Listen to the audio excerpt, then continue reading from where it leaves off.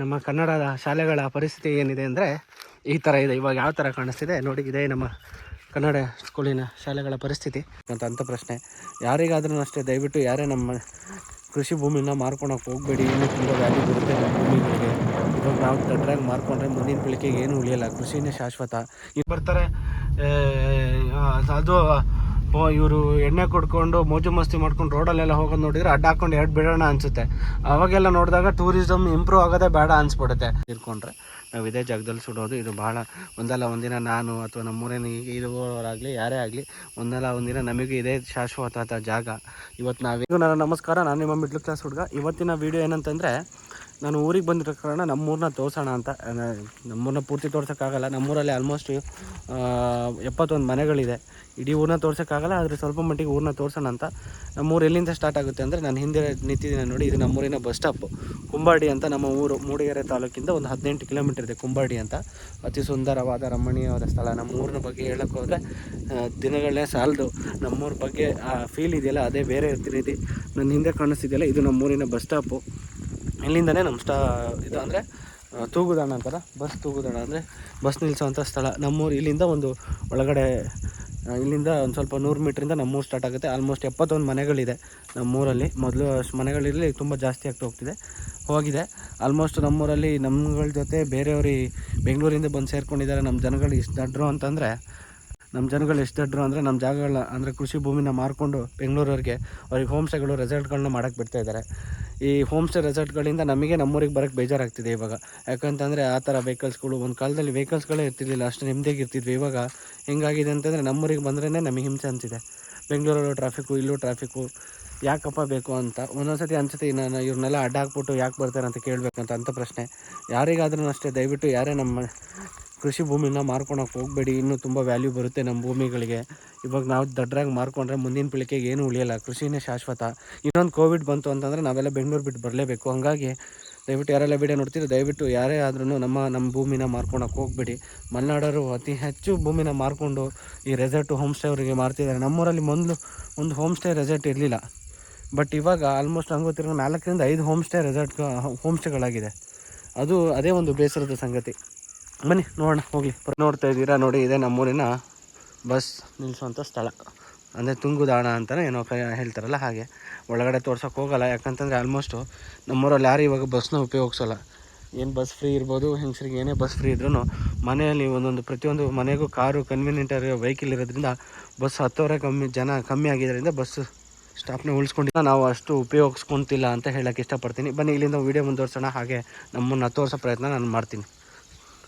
ನೋಡಿ, ಅಲ್ಲಿ ಏನು ಕಾಣಿಸ್ತಾ ಇದೆ, ಬಸ್ ಸ್ಟಾಪಿಂದ ಹಿಂದೆ ಹೋದರೆ ಅಲ್ಲೊಂದು ಏನು ರೋಡ್ ಕಾಣಿಸ್ತಿದೆ, ಅದು ನಮ್ಮೂರಿಗೆ ಹೋಗುವಂಥ ರೋಡು.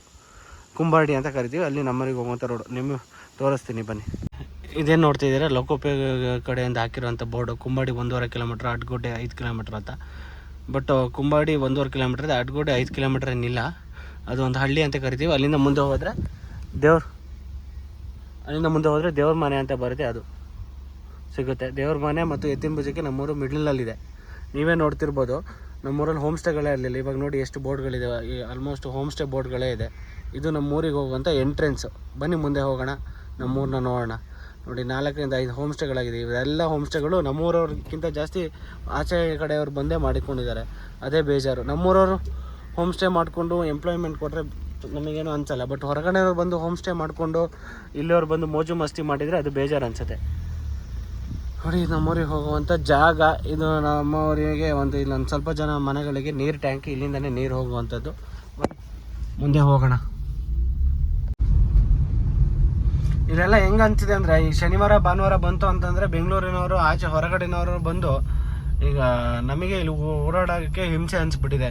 ಹೆಂಗೆ ಹೋಗ್ತಾರೆ ಅಂದರೆ, ಇವ್ರಿಗೆ ಗಾಡಿ ಓಡಿಸೋಕ್ಕೂ ಬರೋಲ್ಲ, ಏನಿಲ್ಲ, ಮೈ ಮೇಲೆ ಬರ್ತಾರೆ. ಅದು ಇವರು ಎಣ್ಣೆ ಕೊಡ್ಕೊಂಡು ಮೋಜು ಮಸ್ತಿ ಮಾಡ್ಕೊಂಡು ರೋಡಲ್ಲೆಲ್ಲ ಹೋಗೋದು ನೋಡಿದ್ರೆ ಅಡ್ಡ ಹಾಕೊಂಡು ಎರಡು ಬಿಡೋಣ ಅನಿಸುತ್ತೆ. ಅವಾಗೆಲ್ಲ ನೋಡಿದಾಗ ಟೂರಿಸಮ್ ಇಂಪ್ರೂವ್ ಆಗೋದೇ ಬೇಡ ಅನಿಸ್ಬಿಡುತ್ತೆ. ಯಾರೆಲ್ಲ ಬರ್ತೀರ ನಿಯತ್ತಾಗಿ ಬಂದು ವಾಪಸ್ ಹೋಗೋದನ್ನ ಕಲ್ತ್ಕೊಳ್ಳಿ. ನಮ್ಮೂರಲ್ಲಿ ನಮಗೆ ನಮ್ಮದೇ ಆದಂಥ ಒಂದು ಇರುತ್ತೆ, ಅದು ಭಾವನೆಗಳಿರುತ್ತೆ. ಅದಕ್ಕೆ ಧಕ್ಕೆ ಥರ ಅಂತ ಕೆಲಸನ ಯಾರೇ ಆಚೆನವ್ರು ಬಂದರೂ ಮಾಡಬೇಡಿ. ಇದು ಆ್ಯಕ್ಚುಲಿ ಚೆನ್ನಾಗಿದೆ.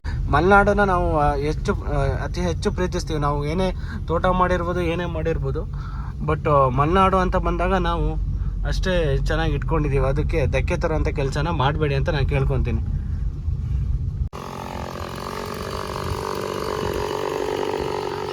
ಇಲ್ಲೇನು ನಿಂತ್ಕೊಂಡಿದ್ದೀನಿ ಅಂದರೆ, ನಾನೊಂದು ಭಾಳ ಮುಖ್ಯವಾದ ಒಂದು ಸ್ಥಳದಲ್ಲಿ ನಿಂತ್ಕೊಂಡಿದ್ದೀನಿ. ಇದ್ರ ಬಗ್ಗೆ ಹೇಳೋಣ ಅಂತ. ನನ್ನ ಹಿಂದೆ ಕಾಣಿಸ್ತಿರ್ಬೋದು, ಇದು ಒಂಥರ ಓಪನ್ ಫೀಲ್ಡ್ ಥರ ಕಾಣಿಸ್ತಿರ್ಬೋದು, ಸ್ವಲ್ಪ ಓಪನ್ ಆಗಿದೆ. ಬಟ್ ಇದು ಭಾಳ ಅತಿ ಮುಖ್ಯವಾದ ಒಂದು ಜಾಗ. ನೋಡೋಣ ಬನ್ನಿ. ಏನಂತಂದರೆ ನೋಡಿ, ಇಲ್ಲಿ ಬೇಲಿ ಹಾಕಿದ್ದಾರೆ. ಇಲ್ಲಿಂದ ಮುಂದೆ ಹೋಗಲ್ಲ, ಯಾಕಂದರೆ ಸ್ಲಿಪ್ಪರ್ ಹಾಕೊಂಡು ಹೋಗಲ್ಲ. ಇದನ್ನು ನಮ್ಮೂರಿನ ಭಾಳ ಮುಖ್ಯ ಸ್ಮಶಾನ. ಇದು ಸ್ಮಶಾನ ಅಂತ ಕರೆಯೋದಕ್ಕಿಂತನೂ ಇದು ದೇವಸ್ಥಾನನೇ ಎಲ್ಲರಿಗೂ. ನಮ್ಮೂರು ಯಾರೇ ತೀರ್ಕೊಂಡ್ರೂ ಸುಡುವಂಥ ಜಾಗ. ನಾವು ಇದೇ ಸ್ಮಶಾನದಲ್ಲಿ ನಾವು ಸುಡುವಂಥದ್ದು. ನಮ್ಮ ಊರಿನ ಯಾರೇ ಆದ್ರೂ ನಮ್ಮೂರು ಅಂತ ಅವರು ತೀರ್ಕೊಂಡ್ರೆ ನಾವು ಇದೇ ಜಾಗದಲ್ಲಿ ಸುಡೋದು. ಇದು ಭಾಳ ಒಂದಲ್ಲ ಒಂದಿನ ನಾನು ಅಥವಾ ನಮ್ಮೂರಿನ ಇರುವವರಾಗಲಿ ಯಾರೇ ಆಗಲಿ ಒಂದಲ್ಲ ಒಂದಿನ ನಮಗೆ ಇದೇ ಶಾಶ್ವತ ಜಾಗ. ಇವತ್ತು ನಾವು ನಮ್ಮದು ಅಂತ ಓಡಾಡ್ತಿದ್ದೀವಿ, ಬಟ್ ಒಂದಲ್ಲ ಒಂದಿನ ನಾವು ಇಲ್ಲೇ ಮಣ್ಣಾಗಿ ಹೋಗಿರ್ತೀವಿ. ಇದನ್ನು ನಾವು ಯಾವತ್ತೂ ಮರೆಯಬಾರ್ದು. ಹಾಗಾಗಿ ಇದು ಭಾಳ ಅತಿ ಮುಖ್ಯವಾದ ಜಾಗ. ಇದು ನಾನು ನೋಡಿದಾಗ ನಾನು ಬಾಳೆಹೊನ್ನೂರಲ್ಲಿ ಒಂದು ಕ್ರಿಶ್ಚಿಯನ್ ಸ್ಮಶಾನ ಇದೆ, ಅಲ್ಲಿ ಹಾಕಿದ್ದಾರೆ. ಒಂದು ಚೆನ್ನಾಗಿದೆ, ಇಂದು ನನಗೆ ನಾಳೆ ನಿನಗೆ ಅಂತ. ಅದು ಪ್ರತಿಯೊಬ್ಬರಿಗೂ ಅನಿಸುತ್ತೆ ಮೋಸ್ಟ್ಲಿ. ಯಾಕಂತಂದರೆ ನಮ್ಮದು ಅಂತ ಏನು ಹೋರಾಡ್ತೀವಿ ಅದು ಯಾವುದು ನಮ್ಮದಲ್ಲ. ಅಲೆಕ್ಸಾಂಡರ್ ಆಗಲಿ ಯಾರೇ ಆಗಲಿ ಯಾರೂ ತೊಗೊಂಡೋಗಿಲ್ಲ, ನಾವು ಏನೂ ತೊಗೊಂಡೋಗಲ್ಲ. ಹಾಗೆ ಒಂದಲ್ಲ ಒಂದಿನ ನಮ್ಮೂರವರ ಇಲ್ಲೇ ಮಣ್ಣಾಗಿ ಹೋಗ್ತೀವಿ. ಇದನ್ನು ನಾವು ಯಾವತ್ತೂ ಮರೆಯಲ್ಲ. ಈ ಜಾಗನ ಅದೇ ರೀತಿ ನಾವು ದೇವಸ್ಥಾನದ ರೀತಿಯಲ್ಲೇ ಪೂಜೆ ಮಾಡ್ತೀವಿ.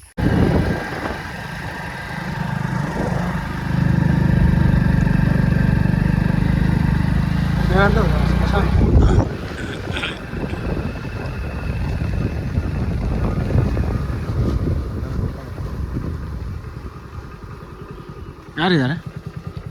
ಇದೇನು ನೋಡ್ತಾ ಇದ್ದೀರಾ, ಇದು ನಮ್ಮ ಕಾಡು ಮನೆ, ಹಳೆ ಮನೆಗೆ ಹೋಗುವಂಥ ದಾರಿ. ನಾವು ಏನು ಕಾಡು ಮನೆ ಫ್ಯಾಮಿಲಿ ಇದ್ದೀವಿ, ಆ ಮನೆಗೆ ಹೋಗುವಂಥ ದಾರಿ. ಇವಾಗೇನು ಆ ಮನೆ ಅಂತ ಏನಿಲ್ಲ, ಹಂಗಾಗಿ ಹೋಗೋಕ್ಕೆ ಆಗಲಿ ತೋರಿಸೋ ಪ್ರಯತ್ನ ಮಾಡಿಲ್ಲ. ಬನ್ನಿ. ಇದೇನು ನೋಡ್ತಿದ್ದೀರಾ, ನಮ್ಮೂರಿನ ಒಂದು ಶಾಲೆ.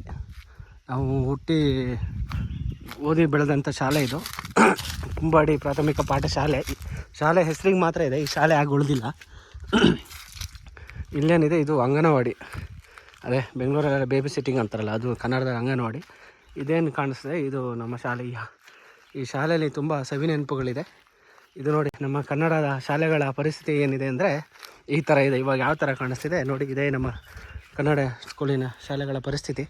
ಊರಲ್ಲಿ ಹುಡುಗರಿಲ್ಲದ ಕಾರಣ ಎಲ್ಲ ಆಚೆ ಆಲ್ಮೋಸ್ಟ್ ಎಲ್ಲ ಹೊರಗಡೆ ಸೇರಿಸಿರೋದ್ರಿಂದ ಸ್ಕೂಲ್ಗಳಿಗೆ ಶಾಲೆಯಲ್ಲಿ ಮಕ್ಕಳಿರೋದ್ರಿಂದ ಇಲ್ದಿರೋ ಕಾರಣ ಈ ಥರ ಶಾಲೆ ಜರುಗಿ ಬಿದ್ದಿದೆ.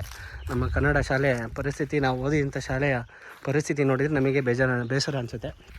ಇದೊಂದು ಉಳಿಸ್ಕೊಂಡಿದ್ದೀವಿ. ಏನಕ್ಕಂತಂದರೆ, ಯಾವ್ದಾರು ಊರಿನಲ್ಲಿ ಫಂಕ್ಷನ್ ಆಯಿತು ಅಂತಂದರೆ, ಗಣಪತಿ ಕೂರಿಸ್ಬೇಕು ಅಂತಂದರೆ ನಾವು ಇದ್ರ ಒಳಗಡೆ ಕೂರಿಸೋದು. ಇದರಲ್ಲೆಲ್ಲ ನಂಗೆ ಗೊತ್ತಿರೋ ನಮ್ಮೂರಲ್ಲಿ ಇಬ್ಬರು ಮಾಸ್ಟ್ರುಗಳಿದ್ರು, ಸೋಮಶೇಖರ ಮಾಸ್ಟ್ರು, ತಮ್ಮಯ್ಯ ಮಾಸ್ಟ್ರು ಅಂತ. ಅವರು ಈ ಸ್ಕೂಲಿನ ನೆನಪುಗಳು ತುಂಬ ಇದೆ. ಬಟ್ ಬಾಗಿಲು ಹಾಕಿದೆ, ಆದ್ರೂ ನಾವು ತೋರಿಸೋ ಪ್ರಯತ್ನ ಮಾಡ್ತೀವಿ. ಸ್ಕೂಲಲ್ಲಿ ನನಗೆ ನೆನಪಿದೆ, ಮಗ್ಗಿ ಹೇಳಲಿಲ್ಲ ಅಂತಂದರೆ ಮಾಸ್ಟ್ರುಗಳು ನಮ್ಮನ್ನು ಕೂಡಾಕ್ಬಿಟ್ಟು ಮನೆಗೆ ಹೋಗೋರು. ಅವಾಗಿನ ಮಾಸ್ಟ್ರುಗಳೇ ಬೇರೆ, ಇವಾಗಿನ ಮಾಸ್ಟ್ರುಗಳೇ ಬೇರೆ. ನೋಡಿ, ಇದು ನಾವು ಗಣಪತಿ ಕೂರಿಸೋವಂಥದ್ದು. ಇದ್ರ ಮಂಟಪ, ಇದ್ರೊಳಗಡೆ ಗಣಪತಿ ಕೂರಿಸೋದು ವರ್ಷವೂ. ಹೋದ ವರ್ಷ ಕೂರಿಸಿರೋದು ಹಾಗೆ ಇದೆ ನೋಡಿ. ಇದು ನಮ್ಮೂರಿನ ಒಂದು ಶಾಲೆ. ಇದ್ರ ನೆನಪುಗಳ ಬಗ್ಗೆ ಹೇಳ್ತಾ ಹೋದರೆ ಒಂದಿನ ಸಾಲಲ್ಲ, ಅಷ್ಟಿದೆ. ನಮ್ಮ ಮಾಸ್ಟ್ರುಗಳಿದ್ರು 20 ತನಕ ಮಗ್ಗಿ ಹೇಳ್ಬೇಕಿತ್ತು. ಅದು ಒಂದಲ್ಲ ಒಂದು ಆ ಥರ ಅಲ್ಲ, 20ರಿಂದ ಹಿಂದೆ ಹೇಳ್ಕೊಬರ್ಬೇಕಿತ್ತು. ನಾವೆಲ್ಲ ಹೇಳಲಿಲ್ಲ ಅಂತಂದರೆ ನಮ್ಮನ್ನು ಸುಮ್ಮನೆ ಬಿಡ್ತಿಲ್ಲ. ತುಂಬ ನೆನಪುಗಳಿದೆ. ತುಂಬ ಜನ, ಅವಾಗೆಲ್ಲ ತುಂಬ ಜನ ಹುಡುಗರಿದ್ವಿ. ನನ್ನ ಬ್ಯಾಚಲ್ಲಿ ಒಂದು 8-9 ಜನ ಇರ್ತಿದ್ವಿ. ಇವಾಗ ಒಬ್ಬರು ಇಲ್ಲದ ಕಾರಣ, ಇದನ್ನೂ ಈ ಸ್ಕೂಲಲ್ಲಿ ಓದಿಲ್ಲ ಅಲ್ಲೇನಾ. ಈಗ ಹುಡುಗರು ಇಲ್ದಿರೋ ಕಾರಣ ಸ್ಕೂಲು ಇಲ್ಲ, ಅಂಗನವಾಡಿನ ಎಲ್ಲ ಮುಚ್ಚಾಕ್ಬಿಟ್ಟಿದೆ. ನೋಡಿ, ಕಂಬ ಎಲ್ಲ ಹತ್ತು ಸಾಹಸ ಎಲ್ಲ ಮಾಡ್ತಿದ್ವಿ, ನೆತ್ತಿ ಹೋಗ್ತಿದ್ವಿ ಹತ್ಬಿಟ್ಟು. ಇದು ಇಲ್ಲೊಂದು ಗುಂಡಿ ಇತ್ತು, ಈ ಗುಂಡಿಲಿ ಇಲ್ಲಿ ಮುಚ್ಚಿದ್ದಾರೆ ಇವು ಗುಂಡಿ. ಮೊದಲು ಇಲ್ಲೊಂದು ಗುಂಡಿ ಇತ್ತು, ಇಲ್ಲಿ ಕಬಡ್ಡಿ ಆಡೋದನ್ನೆಲ್ಲ ಮಾಡ್ತಿದ್ವಿ. ನನ್ನ ಪ್ರಕಾರ ನಾನು ಓದ್ತಿರ್ಬೇಕಾದ್ರೆ ಈ ಶೌಚಾಲಯ ಕಾನ್ಸೆಪ್ಟ್ ಬಂದಿರಲಿಲ್ಲ ನಮ್ಮ ಸ್ಕೂಲ್ಗಳಲ್ಲಿ. ಇವಾಗ ಅದಾದಮೇಲೆ ಬಂದಿದೆ, ಅಲ್ಲೊಂದು ನಲ್ಲಿ ಇದೆ, ಅದನ್ನು ಮುಚ್ಚೋಗಿದೆ. ಇದು ನಮ್ಮ ಊರಿನ ಒಂದು ಶಾಲೆ, ನಮ್ಮ ಊರಿನ ಶಾಲೆಯ ಪರಿಸ್ಥಿತಿ. ಬನ್ನಿ ಹೋಗೋಣ. ಏನೂ ಮಾಡೋಕ್ಕಾಗಲ್ಲ. ಸ್ಕೂಲಿಗೆ ಮಕ್ಕಳಿದ್ರೆ ಸ್ಕೂಲಿಗೆ ಓಪನ್ ಇರುತ್ತೆ, ಮಾಸ್ಟರ್ಗಳಿರ್ತಾರೆ. ಮಕ್ಕಳುಗಳೇ ಇಲ್ಲ ಊರಲ್ಲಿ ಅಂತಂದರೆ ಇದೇ ಥರನೇ ಆಗುತ್ತೆ. ನಮ್ಮ ಊರಿನ ಶಾಲೆ ಇದು ನೋಡಿ. ಇನ್ನು ಮೇಲೆ ಹೋದರೆ ಇನ್ನು ಊರಿಂದ ಒಳಗಡೆ ಹೋಗುತ್ತೆ. ಅದ್ರ ಪಕ್ಕದಲ್ಲಿ ಇಲ್ಲಿ ಕೆಳಗಡೆ ನೋಡಿದರೆ ನಮ್ಮದೊಂದು ಗದ್ದೆ ಇದೆ, 1-2 ಎಕರೆ ಬೌಂಡ್ರಿ ಇದೆ. ಗದ್ದೆನೂ ಆನೆ ಕಾಟದಿಂದ ನಾವು ಗದ್ದೆ ಮಾಡೋದೆಲ್ಲ ಬಿಟ್ಟಿದ್ದೀವಿ. ಈಗ ಬೇಲಿ ಸಹ ಇಲ್ಲ ಅದು. ಹಂಗಾಗಿ ಇಲ್ಲೇನಿದೆ ಕೆಳಗಡೆ ಅದು ನಮ್ಮದು ಗದ್ದೆ. ಬನ್ನಿ ಬೇರೆ ಕಡೆ ಮುಂದೆ ಹೋಗೋಣ. ತುಂಬ ಬಿಸಿಲಿದೆ, ಬಿಸಿಲಲ್ಲಿ ತಿರುಗಾಡೋದೇ ಕಷ್ಟ ಆಗಿದೆ ಈ ಸತಿ ಅಂತೂ. ಇದು ಗೊಟ್ರು ಅಂತ ಕರಿತೀವಿ. ಇಲ್ಲಿ ತುಂಬ ನೆನಪುಗಳಿದೆ. ಈ ಕಟ್ಟೆ ಮೇಲೆಲ್ಲ ನಾವು ತುಂಬ ಆಟಗಳನ್ನ ಆಡಿದ್ದೀವಿ ಅಲ್ವಾ?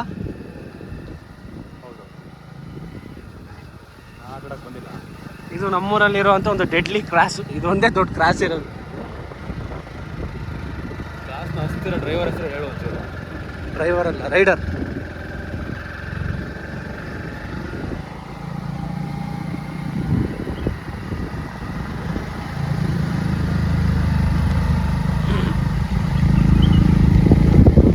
ಮನೆಯವರೇ, ನಮ್ಮ ಊರಿನ ನೀರು ಟ್ಯಾಂಕಿ ನೋಡೋಕೆ ಹೋಗೋಣ, ನೀರು ಇದೆಯಾ ಇಲ್ಲ ಟ್ಯಾಂಕಿಲಿ ಅಂತ ಬಂದಿದ್ದೀವಿ. ನಾನು ಮತ್ತು ಇವನು ನೋಡಿದಿರ ನನ್ನ ಹಳೆ ವಿಡಿಯೋದಲ್ಲೆಲ್ಲ.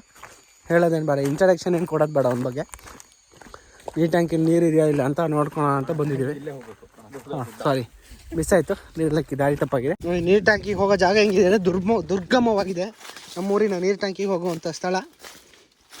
ಹಾಗಾಗಿ ಇದು ಅದೇ ನೀರು ಟ್ಯಾಂಕಿ ತೋರ್ಸೋಕ್ಕಾಗ್ತಾ ಇಲ್ಲ, ನೋಡೋಣ ಬನ್ನಿ. ನಮ್ಮೂರಿನ ನೀರು ಟ್ಯಾಂಕಿ ನೋಡಿ, ಗುಡ್ಡದಿಂದ ಬಂದ ನೀರು ಇಲ್ಲೇ ಶೇಖರಣೆ ಆಗುವಂಥದ್ದು. ಇದೇ ನಮ್ಮೂರಿನ ನೀರ ಟ್ಯಾಂಕಿ. ಇಲ್ಲಿ ಫಿಲ್ಟ್ರ್ ಆಗಿಬಿಟ್ಟು ನೀರು ಹೋಗುತ್ತೆ.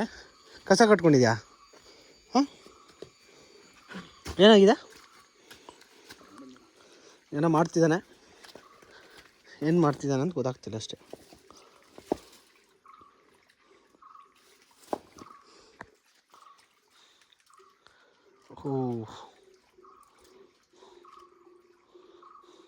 ಕೆಲವು ಸತಿ ಹಾವೆಲ್ಲ ಬಿದ್ದಿರ್ತಾವೆ ಇಲ್ಲಿ. ಬಂದು ನೋಡಲಿಲ್ಲ ಅಂದರೆ ಏನು ಮಾಡೋಕ್ಕಾಗಲ್ಲ ಅಲ್ವ ಅದನ್ನು. ನೋಡಿ, ಇದು ನಮ್ಮ ಊರಿನ ನೀರಿನ ಟ್ಯಾಂಕಿ.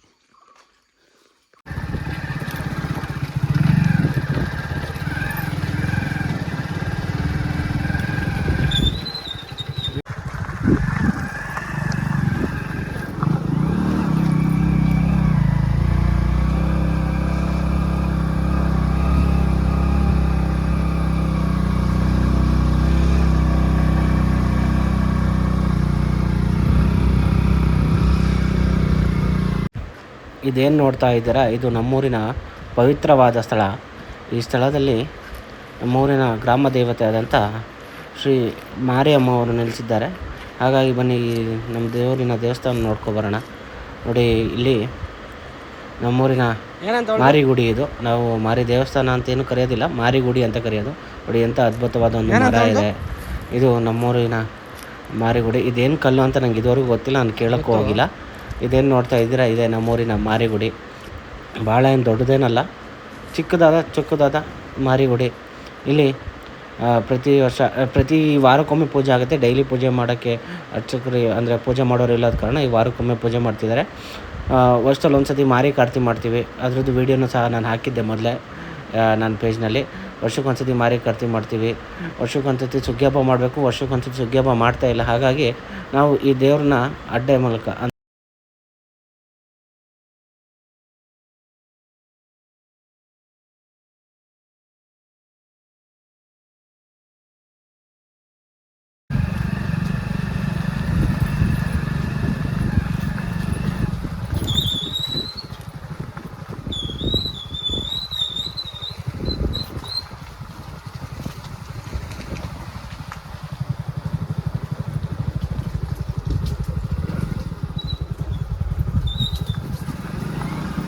ಇದೇನು ನೋಡ್ತಾ ಇದ್ದೀರಾ ಹಿಂದೆ, ಇದು ನಮ್ಮೂರಿನ ಒಂದು ಗ್ರೌಂಡ್. ನಮಗೆ ಹುಡುಗರಿಗೆಲ್ಲ ಕ್ರಿಕೆಟ್ ಆಡೋಕ್ಕಂತ ಮಾಡಿಕೊಟ್ಟಿರೋ ಗ್ರೌಂಡ್. ಇದು ಆ್ಯಕ್ಚುಲಿ ಹಿಂಗೆ ಇರಲಿಲ್ಲ ಮೊದಲು, ತುಂಬ ಹಿಂಗೆ ಡೌನ್ ಎಲ್ಲ ಇತ್ತು. ಬಟ್ ಗ್ರಾಮ ಪಂಚಾಯತಿ ಮೆಂಬರ್ ಆದಮೇಲೆ ನಮ್ಮ ಸಂತೋಷಣ್ಣ ಈಗ ಹುಡುಗರಿಗಂತಲೇ ಇದನ್ನು ಸ್ಲೋಪ್ ಮಾಡಿಬಿಟ್ಟು ಅತಿ ಅದ್ಭುತವಾದ ಒಂದು ಗ್ರೌಂಡ್. ಇದರಲ್ಲಿ ನೀವು ನೋಡ್ಬೋದು, ಭಾಳ ಚೆನ್ನಾಗಿದೆ ಕ್ರಿಕೆಟ್ ಆಡೋಕ್ಕೆ. ಆರಾಮಾಗಿ ಎಷ್ಟು ವಿಶಾಲವಾಗಿದೆ ಅಂದರೆ ನಮ್ಮ ಊರಿನ ಒಂದು ಕನ್ನಡದಲ್ಲಿ, ಇಂಗ್ಲೀಷಲ್ಲಿ ಗ್ರೌಂಡು. ಆದರೆ ಇನ್ನೇನು ನೋಡ್ತಾ ಇದ್ದೀರಾ, ಇದು ನಮ್ಮದು ಮೈದಾನ, ಕ್ರಿಕೆಟ್ ಆಟದ ಮೈದಾನ. ಇಲ್ಲಿ ತುಂಬ ಕ್ರಿಕೆಟೆಲ್ಲ ಆಡಿದ್ದೀವಿ.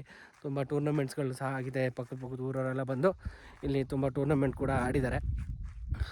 ನಾನೇನು ನಮ್ಮೂರಿನ ಒಂದು ಪರಿಚಯ ಮಾಡಿಕೊಡ್ಬೇಕಂತಿದ್ದೀನಿ. ಅದರಲ್ಲಿ ಇದು ಒಂದು ಭಾಳ ಮುಖ್ಯವಾದ ಒಂದು ಸ್ಥಳ. ಹಿಂದೆ ನೋಡ್ತಿದ್ರಲ್ಲ, ಇದೇ ಕುಂಬಾಡಿ ಆಟದ ಮೈದಾನ. ಇಲ್ಲಿ ನಮ್ಮ ಸುತ್ತಮುತ್ತ ಊರವರಿಗೆ ಈ ಮೈದಾನದ ಬಗ್ಗೆ ಭಾಳ ಗೊತ್ತಿದೆ. ಯಾಕಂತಂದರೆ ಅಷ್ಟು ಮ್ಯಾಚ್ಗಳನ್ನ ಆಡಿದ್ದಾರೆ. ನೋಡ್ತಿರ್ಬೋದು ಎಷ್ಟು ವಿಶಾಲವಾಗಿದೆ ಅಂದರೆ ನಮ್ಮ ಕುಂಬಾಡಿ ಆಟದ ಮೈದಾನ ತುಂಬ ವಿಶಾಲವಾಗಿದೆ. ನೋಡಿ, ಎಷ್ಟೋ ಪಂದ್ಯಗಳು ನಡೆದೋಗಿದೆ, ಎಷ್ಟೋ ಗಲಾಟೆಗಳು ನಡೆದೋಗಿದೆ ಕ್ರಿಕೆಟ್ ಮ್ಯಾಚಿಗೋಸ್ಕರ. ಎಷ್ಟೋ ಜನಗಳ ಹೊಡೆದಾಟಗಳಾಗಿದೆ. ತುಂಬ ಹಿಸ್ಟ್ರಿ ಇದೆ ಇದು ಹೇಳ್ತಾ ಹೋದ್ರೆ ಈ ಗ್ರೌಂಡಿನ ಬಗ್ಗೆ.